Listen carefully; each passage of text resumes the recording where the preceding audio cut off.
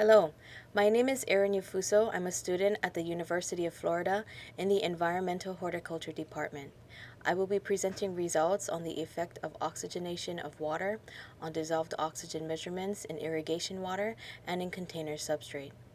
In this picture, you can see that water passing through a nozzle is an effective way to oxygenate water. Results will be presented in this presentation. Oxygen is present in our atmosphere at 20.9%, or 271 milligrams per liter. The diffusion rate of oxygen into water is greatly dependent on temperature. In this graph, as temperature increases, water can hold less oxygen. For example, at room temperature, water can hold 8.3 milligrams per liter. An important characteristic in substrate is porosity. Pores can fill with water or air. The diffusion of oxygen in water is approximately 10,000 times slower compared to than in air. Diffusion of oxygen into substrate is affected by the substrate surface area exposed to air, the continuum of gas-filled pores, and moisture level of the substrate. Oxygen supply to roots is essential, fueling root growth and for plant health. Low or no oxygen can lead to anaerobic conditions observed in this picture, where overwatering of epomia led to root rot. My research question is, what is the best way to supply oxygen to plants' roots? I'll be focusing on oxygen injecting technology that can supersaturate water 3 times above oxygen saturated levels. And I'm interested in learning the application of supersaturated water and effect in container-grown plants. My first objective is to measure the amount of dissolved oxygen in greenhouse irrigation water in a propagation system using oxygenated or ambient tap water. My second objective is to measure the effect of oxygenated or ambient water and applied water volume on substrate oxygen concentrations. Although no plants are grown during these experiments, the results will provide baseline knowledge for upcoming plant trials. My first experiment was to measure dissolved oxygen levels in greenhouse irrigation water used in a propagation system. It was a factorial, randomized, complete block design, carried out as a block over time, a total of 4 blocks, and 6 replicates per block. The main factors were water type. Tap water had dissolved oxygen levels of 7 milligrams per liter. Oxygenated water had dissolved oxygen measurements of 29 milligrams per liter. The second factor was water delivery. The source tank was the water holding container. The bench no nozzle was where water was pumped from the source tank to the bench with a removed mist nozzle or hose end. The bench nozzle was where water was pumped from the source tank and out of propagation mist nozzles. In these pictures, you can see the 3 water delivery points. The source tank could hold either ambient tap water or oxygenated water. Bench no nozzle was where a mist nozzle was removed and tubing was attached, and that's why we call it hose end. Water was collected in a 4-liter container. The bench nozzle was where water was collected after pouring out or flowing out of a propagation nozzle. Dissolved oxygen was measured in solution using an optical oxygen sensor that senses oxygen pressure. While measuring dissolved oxygen, we must also measure the temperature. Data was analyzed using analysis of variance using Tukey's HSD for mean separation. In this graph, the x-axis represents the water deliveries. In the y-axis, you can see the dissolved oxygen concentration in milligrams per liter. The oxygenated water had significantly more dissolved oxygen levels than the ambient water, especially at the source tank and at the bench no nozzle. There was a significant interaction between water type and water delivery that resulted in, regardless of water type, water that flowed out of a propagation mist nozzle equaled 8.7 milligrams per liter, nearly 100% oxygen saturated levels, increasing dissolved oxygen levels in ambient water and decreasing oxygen levels within oxygenated water. Dissolved oxygen was measured in irrigation water at a commercial operation, which showed that water passing out of a nozzle increased to 98% oxygen saturated levels. Shows that propagation nozzle is an effective way to oxygenate water. My second experiment was to measure the effect of oxygenated or ambient water and applied water volume on substrate oxygen levels. I used a 60% peat by 40% perlite substrate. It was a factorial, randomized complete block design, carried out as a block over time, a total of 5 blocks, and each treatment combination per block. Water type was a factor, using tap water or oxygenated water. My second factor was volume water added. I used percent container volume, but also shown in this table is the actual amount of water applied to substrate and the reference to percent container capacity.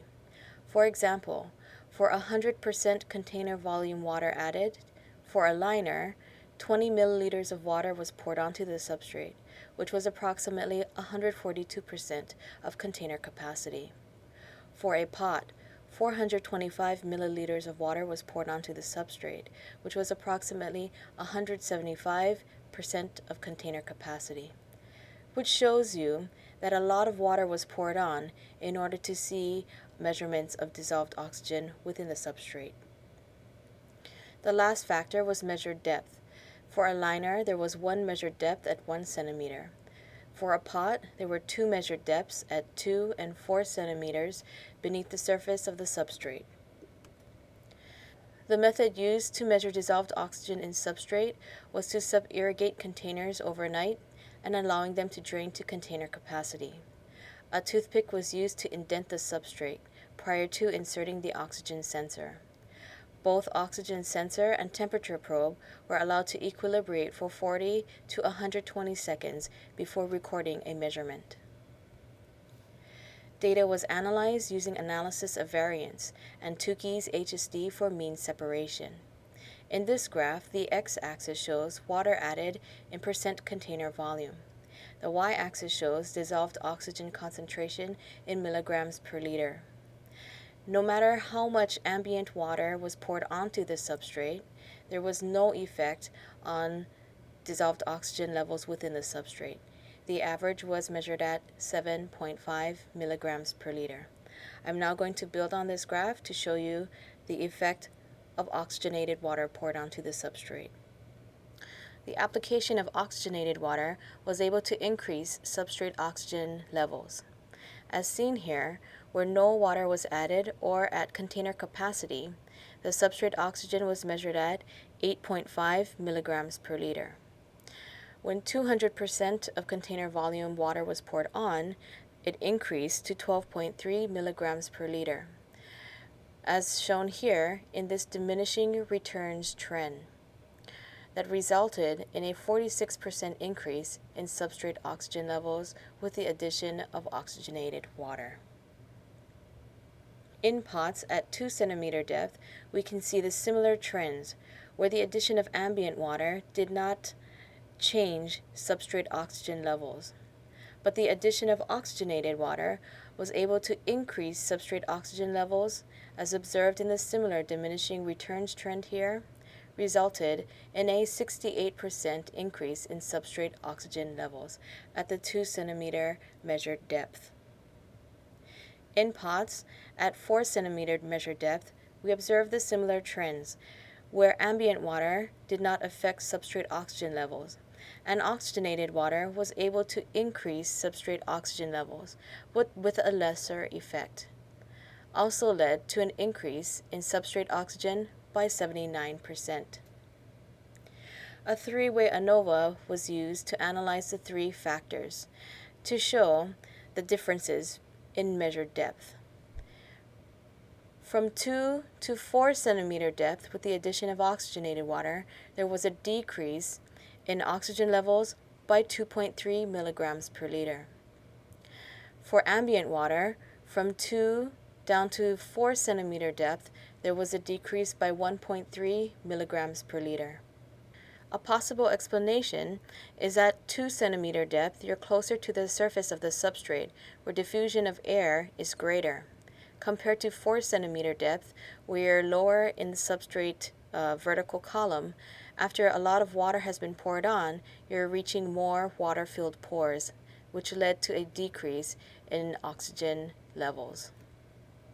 In conclusion, fine mist nozzles increased the droplet surface area and brought water to saturation, increasing dissolved oxygen levels in ambient water and off-gassing of dissolved oxygen in oxygenated water. Delivering oxygenated water through a propagation nozzle did not increase dissolved oxygen levels above saturation. Propagation nozzles are a low-cost way to oxygenate water. For measuring dissolved oxygen in container substrate, a very high volume of oxygenated water was required to increase measured substrate oxygen levels. Adding oxygenated water is not likely to be very effective at increasing substrate oxygen supply to plants. However, allowing container substrate to dry down is more likely to be effective at supplying adequate oxygen to container-grown plants.